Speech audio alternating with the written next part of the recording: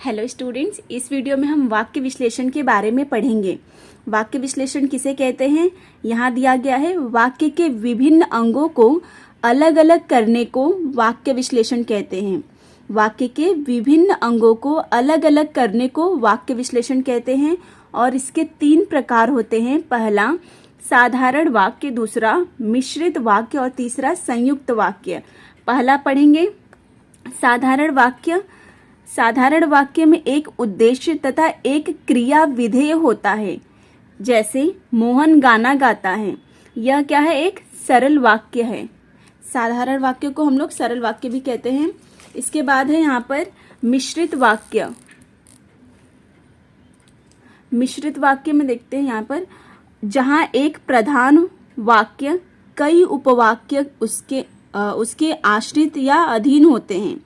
मिश्रित वाक्य में क्या लिखा है? जहाँ एक प्रधान वाक्य तथा कई उपवाक्य उसके आश्रित या अधीन होते हैं, उसे मिश्रित वाक्य कहते हैं। जैसे मोहन ने कहा कि मैं कल विद्यालय नहीं जाऊंगा क्योंकि कल मेरे भाई की शादी है।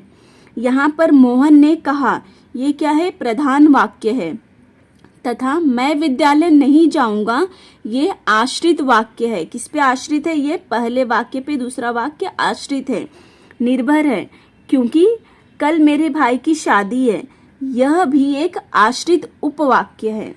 ठीक है, ये प्रधान वाक्य है और ये दोनों वाक्य इस वाक्य के ऊपर आश्रित है, निर्भर है। संयुक्त वाक्य है तीसरा।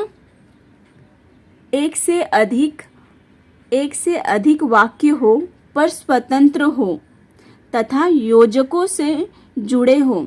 एक से अधिक वाक्य हो पर स्वतंत्र हो तथा योजकों से जुड़े हो।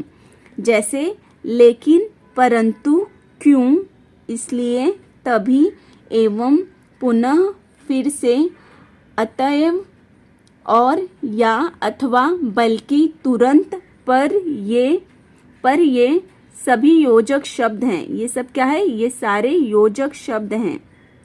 और यहाँ क्या बोला गया है कि एक से अधिक वाक्य हो पर स्वतंत्र हो और योजकों से जुड़े हो, इन सब से जुड़े हो।